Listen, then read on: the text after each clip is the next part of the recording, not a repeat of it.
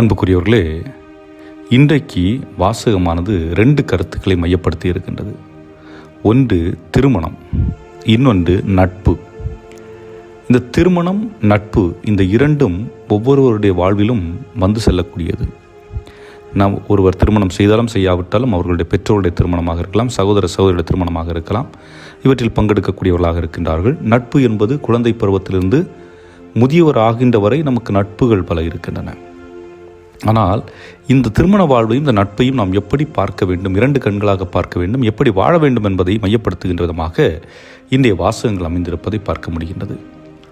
முதலாவதாக, திருமணம் என்பது புனிதத்தை மையப்படுத்துகின்றது. அதாவது 2 நபர்களாக வாழ்ந்து கொண்டிருந்தவர்கள் இனிமேல் ஒரே உடலாக, ஒரே எண்ணம் கொண்டவர்களாக, எந்த ஒரு ஏற்றத்தாழ்வும் இல்லாமல் இருவரும் சமமாக மதிக்கக்கூடியவர்களாக வாழ வேண்டும் என்பதுதான். என்றால் மார்க் நற்செய்தி 10ஆம் அதிகாரம் 9ஆம் வசனத்தில் ஆண்டவர் இயேசு கூறுகின்றார், கடவுள் இணைத்ததை மனிதன் பிரிக்காதிருக்கட்டும். ஆக திருமணம் என்பது ஆண்டவர் இறைவனுக்கு முன்பாக நீங்கள் ஒரு வாக்குறுதி எடுக்கின்றீர்கள், கொடுக்கின்றீர்கள். அந்த வாக்குறுதியை நிறைவேற்ற வேண்டியது உங்களுடைய கடமை என்பதுதான். ஆகவே திருமணம் என்பது ஏதோ கடமைக்காக செய்வதல்ல. ஆனால் இந்த சூழலிலே விவிலியத்திலே ஒரு கேள்வி கேட்கப்படுகிறது. பரிசேயர்கள் இயேசுவை பார்த்து கேட்கின்றார்கள், அப்படி என்றால் மோசஸ் ஏன் விவாகரத்து கொடுத்தார்? அப்போ அதுக்கு இயேசு என்ன சொல்கிறாரு? அவர்களுடைய உள்ளம் கடினமான உள்ளமாக இருந்தது. கடவுளுடைய திட்டத்தை அவர்கள் செயல்படுத்த விரும்பவில்லை. தங்களுடைய ஆசைகளை, தங்களுடைய திட்டங்களை கடவுளுடைய திட்டங்களாக மாற்ற முற்பட்டார்கள். கடவுளுடைய அடிப்படை திட்டம் என்னவென்றால், கடவுள் இணைத்ததை மனிதன் பிரிக்காதிருக்கட்டும். அவர்கள் ஒருவர் மற்றவருக்காக கொடுக்கப்பட்டிருக்கின்றார்கள். இந்த உலகில் வாழ்கின்ற வரை அவர்தான் கணவராக இருப்பார், அவர்தான் மனைவியாக இருப்பார் என்பதுதான். ஆனால் ஏன் இந்த குடும்பத்தில் பிளவுகள் வருகிறது என்பதற்கு கேரி சேப்மன் என்ற எழுத்தாளர் தன்னுடைய 5 languages of love, 5 காதல் மொழிகள் என்ற புத்தகத்தில் சொல்லுகின்றார், திருமணம் என்பது அன்பு குறைவதனால் தோற்று போவதில்லை, மாறாக ஒருவருடைய உணர்வுகளை உணர்வு தேவைகளை மற்றவர்கள் புரிந்து கொள்வதில்லை. கணவன் மனைவியுடைய உணர்வு தேவைகளை புரிந்து கொள்வதில்லை.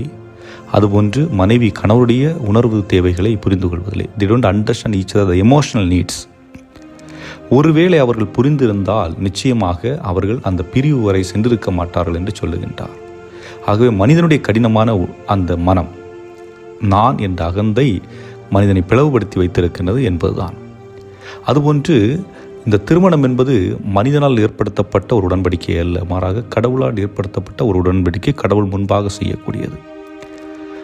ஆனால் அந்த திருமண வாழ்வில் ஒருவர் மற்றவருக்கு கொடுப்பது என்பது என்ன என்பதை த மீனிங் ஆஃப் மேரேஜ் என்ற புத்தகத்திலே திமோத்தி கெல்லர் என்பவர் என்ன சொல்லுகின்றார் என்றால், திருமணம் என்பது சரியான நபரை தேர்ந்தெடுத்து திருமணம் செய்வதல்ல, மாறாக திருமணம் செய்த பின்பு சரியான நபராக தன்னை மாற்றிக்கொள்வது.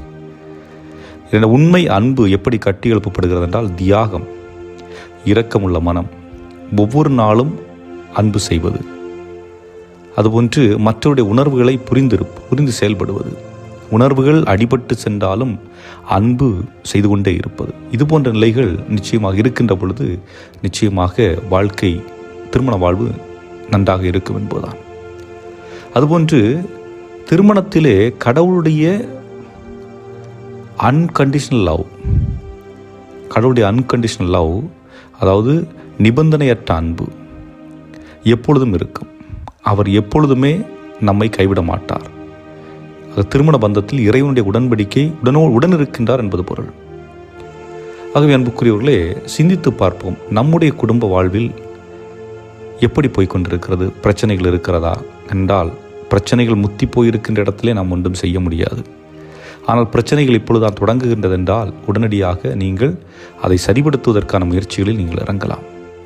அதற்கு நீங்கள் செய்ய வேண்டியது என்னவென்றால், ஒருவருடைய எமோஷனல் நீட்ஸ், என்ன உணர்வு ஒருத்தருக்கு இருக்கிறது என்பதை புரிந்து, என்னுடைய உணர்வை மற்றவர் சரி பண்ணவில்லை என்று பார்ப்பதில்லை. என்றால் ஆண்டவர் இயேசு சொல்லுகின்றார், நீ எதை மற்றவரிடம் எதிர்பார்க்கிறாயோ அதை நீ மற்றவர்களுக்கு கொடு என்பதுதான். நான் என்னுடைய மனைவி என்னை நேசிக்க வேண்டும் என்றால் நான் அன்பை கொடுக்க வேண்டும். என்னுடைய மனைவி எனக்கு கிஃப்ட் வாங்கி கொடுக்கணும்னு நினச்சா நான் அவளுக்கு கிஃப்ட் வாங்கி கொடுக்கணும். எது நான் மற்றவர்கள் எனக்கு செய்ய வேண்டும் என்று நினைக்கிறேனோ அதை நான் செய்வதுதான் அதனுடைய அடிப்படை. ஆக அப்படி செய்கின்ற பொழுது திருமண வாழ்வு நன்றாக இருக்கும் என்பது அடிப்படை பண்பு. ஆக அத்தகைய திருமண வாழ்வு இருக்க வேண்டும். ஆகவே விவாகரத்திற்கு செல்ல வேண்டாம். ஆனால் உங்களுடைய வாழ்வை திருத்தி அமைக்க முற்படுங்கள். இருவரும் ஒருவரை நேசிக்கக்கூடிய நிலையை உருவாக்குங்கள். ஒரு சில நேரங்களிலே மனிதனுடைய கடினமான உள்ளத்தின் பொருட்டு இது போன்ற நிலைகள், விவாகரத்துகள் நடப்பதை தவிர்க்க முடியாது என்பதுதான். அதேபோன்று நட்பு என்ற வார்த்தையை பார்க்கின்ற பொழுது இன்றைய முதல் வாசகம் அருமையாக கொடுக்கப்பட்டிருக்கின்றது. அந்த வாசகத்தில் உள்ள ஒரு பகுதியை மட்டும் நான் வாசிக்கின்றேன். அனைவரோடும் நட்புடன் பழகு, ஆனால் 1000 ஒருவரே உனக்கு ஆலோசகராய் இருக்கட்டும். ஆய்ந்து நட்புகொள், நண்பரையும் விரைவில் நம்பிவிடாதே. தன்னலம் தேடும் நண்பர்களும் உண்டு. அவர்கள் உன் நெருக்கடியான வேளையில் உன்னோடு இருக்க மாட்டார்கள். பகைவர்களாய் மாறும் நண்பர்களும் உண்டு. அவர்கள் உங்கள் பிணக்கை மற்றவர்களுக்கு வெளிப்படுத்தி உனக்கு இழிவை கொண்டு வருவார்கள். உன்னுடன் விருந்துண்ணும் நண்பர்களும் உண்டு. அவர்கள் உன் நெருக்கடியான வேளையில் உன்னோடு இருக்க மாட்டார்கள். நீ நல்ல நிலையில் இருக்கும்போது அவர்கள் உன் உயிருக்கு உயிரான நண்பர்களாக இருப்பார்கள். உன் பணியாளர்களை ஆட்டி படைப்பார்கள். நீ தாழ்ந்து விட்டால் உனக்கு எதிராய் அவர்கள் மாறுவார்கள். உன் முகத்தில் விழிக்க மாட்டார்கள். உன் பகைவர்களிடமிருந்து விலகினில். உன் நண்பர்களிடம் எச்சரிக்கையாயிரு. நம்பிக்கைக்குரிய நண்பர்கள் பாதுகாப்பான புகலிடம் போன்றவர்கள். இத்தகைய நண்பர்களை கண்டவர்கள் புதையலை கண்டவரை போன்றவர்கள். நம்பிக்கைக்குரிய நண்பர்களுக்கு ஈடான செல்வம் எதுவும் இல்லை. அவர்களது தகைமைக்கு அளவுகோல் இல்லை. நம்பிக்கைக்குரிய நண்பர்கள் நலமளிக்கும் மருந்து போன்றவர்கள். ஆண்டவருக்கு அஞ்சுவோரே இத்தகைய நண்பர்களை கண்டடைவர். அன்புக்குரியவர்களே, நட்பு தேவை. ஆனால் எப்படிப்பட்ட நட்பு இருக்கிறது, எப்படிப்பட்ட நட்பு காயப்படுத்துகிறது, எப்படிப்பட்ட நட்பு இறுதி வரை இருக்கும் என்பதற்கான அடையாளம் இது. புரியவில்லை என்றால் மீண்டும் ஒரு முறை கேட்டு பாருங்கள், நிச்சயமாக புரியும். அது விவிலியத்தில் வாசிக்க வேண்டும் என்றால் சீராக்கு ஞான நூல் 6ஆம் அதிகாரம் 5-17 வரை வாசித்து பாருங்கள். என்றும் வாழும் இல்லாமல் இறைவா, இந்த நேரத்திலே எங்கள் ஒவ்வொரு நிறைவாக ஆசீர்வதித்து, குடும்ப வாழ்வில் இருப்பவர்கள் குடும்ப வாழ்வில் மகிழ்ச்சியாக இருக்கவும், நட்புறவில் இருப்பவர்கள் நல்ல நண்பர்களாகவும் வாழவும், ஒருவர் மற்றவருக்கு தன்னை கொடுக்கக்கூடிய மனநிலையில் இருக்கக்கூடிய ஒரு உறவு நிலையை உருவாக்கித்தர எங்கள் ஆண்டவராய கிறிஸ்து வழியாக மன்றாடுகின்றோம். ஆமீன்.